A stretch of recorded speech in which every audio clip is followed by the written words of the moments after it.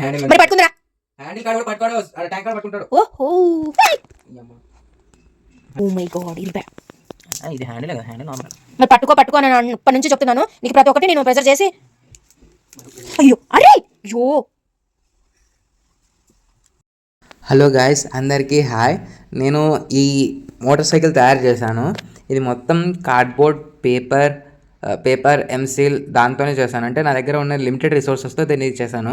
ఇంకా ఓల్డ్ వైర్స్తో చేసేసాను. ఇంకా నా దగ్గర లెఫ్ట్ ఓవర్ పెయింట్స్ ఉన్నాయి, ఆ పెయింట్స్తో తయారు చేశాను. యాక్చువల్గా నాకు అమెరికన్ బైక్స్ V-twin ఇంజన్స్ అంటే చాలా ఇష్టం. నేను తీసుకుంది బైపీ సిస్టమ్ అయినా కూడా నాకు ఆ మోటార్ సైకిల్ ఇంజన్స్ అనేది చాలా ఇష్టం. ఇంకా దాని rugged sound, classic Harley rumble అవంటే చాలా ఇష్టం. ఇంకా దాంట్లో చాపర్ వేరియంట్ అంటే చాలా ఇష్టం. ఇంకా గోస్ట్ రైడర్ చిన్నప్పటి నుంచి ఆ సిరీస్ చూసి ఆ బైక్ అంటే ఇష్టం. ఆ థీమ్లో నేను తయారు చేశాను. ఇంకా ఈ హ్యాండిల్స్ ఇవంతా totally made up of news paper అంతా. ఆ ఫ్రేమ్, ఆ చాసిస్ అంతా కూడా న్యూస్ పేపర్తోనే వేసాను. ఇంక్లూడింగ్ ఫ్రేమ్ ముందర ఉన్న సస్పెన్షన్స్ అన్నీ పేపర్తోనే తయారు చేశాను.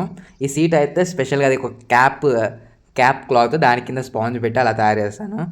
ఇంకా V-twin ఇంజన్ ఇదంతా కార్డ్బోర్డ్తో చేసి పెయింటింగ్ చేశాను. ఇలా నా చిన్న కోరికని నాకు ఉన్న క్రియేటివిటీతో రీక్రియేట్ చేశాను. అంటే నాకు ఈ టైప్ ఆఫ్ బైక్స్ అంటే చాలా ఇష్టం. ఇంకా నాకు ఈ చిన్నప్పటి నుంచి బైక్స్ మీద అంటే బైక్స్ అంటే చాలా ఇష్టం, పిచ్చి.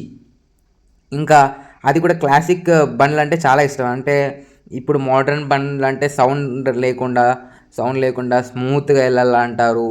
ఇంకా అంటే అంత ఫీచర్స్ కోసం, కంఫర్ట్ కోసం పోతారు. కానీ అట్ ద ఓల్డ్ టైం అంటే 1970s ఆ టైంలో అమెరికాలోనే అంటే ఎక్కువ heavy motor cycles, rugged sound, ఒక క్లాసీ ఫీల్. అది అప్పుడు బైక్స్ అంటే ఒక ఫ్రీడమ్కి రిప్రజెంటేషన్గా ఉంటున్నా. ఆ సౌండ్ డిఫరెంట్ ఉంటున్నా. ఎప్పుడు మన అంటే నాలాంటి వాళ్ళు రేర్గా ఉంటారు. కానీ ఇప్పుడు రాయల్ ఎన్ఫీల్డ్లోనే చూసుకుంటే ఇప్పుడు చాలామంది ఇప్పుడు రీసెంట్ బైక్స్ BS6, BS7 కొంటారు. కానీ నాకు G2, B1 series, England series అంటే 1969, 70s ఆ పీరియడ్లో ఆ బైక్స్ ఇష్టం. ఎందుకంటే అవి రగ్గడ్ లుక్తో పాటు మినిమల్గా ఉంటుంది. అంటే ఎలక్ట్రానిక్ కాంపోనెంట్స్ కూడా. కానీ అది తయారు చేసింది మెటల్తో అయినా దానికి ఒక సోల్ ఉంటుంది. ఆ బైక్ ఒక క్యారెక్టర్ ఉంటుంది. అదంతా మనసులో పెట్టుకొని ప్రతి చిన్న ఇంకా నేను నా 100% ఇవ్వలేదనే ఫీల్ అవుతున్నాను. ఇంకా దానికి ఇంకా చాలా క్యారెక్టర్ యాడ్ చేయాలని. బైక్స్ అనేవి జస్ట్ ఒక మిషన్స్ కాదు, ఒక ఎమోషన్స్ ఫర్ బాయ్స్.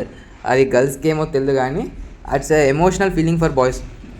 నాకు బైక్స్ అంటే చిన్నప్పుడు అంతగా ఇష్టం ఉంటుండలేదు. కానీ at the age of 6 or 7 అప్పటి నుంచి బైక్స్ అంటే చాలా పిచ్చి. ఇంకా నా ఫస్ట్ టాయ్స్ కూడా దాంట్లో ఒక చిన్న స్కూటర్ ఉంటుందా, దాన్ని కూడా మళ్ళీ ఎక్కడ ఆన్లైన్లో దొరుకుతుందని చూసాను, దొరకలేదు. కానీ అట్లాంటిదే ఎందుకు రీక్రియేట్ చేయకూడదని క్రియేట్ చేసే ప్రయత్నంలో ఈ మాస్టర్ పీస్ నా నుంచి వచ్చింది. యాక్చువల్గా నాకు ఈ బైక్స్ మీద ఇంట్రెస్ట్ ఎప్పుడు వచ్చిందంటే నేను చిన్నగా ఉన్నప్పుడు నేను ఏడుస్తుంటే కాపురం గుడిలో నాకు ఒక బైక్ టాయ్ కొనిచ్చినారు. అది ఎనిక్కంటే ముందరికి పోతే డ్రాగ్. అప్పటి నుంచి ఇంకా బైక్స్ మీద ఒబ్సెషన్ అనేది స్టార్ట్ అయింది.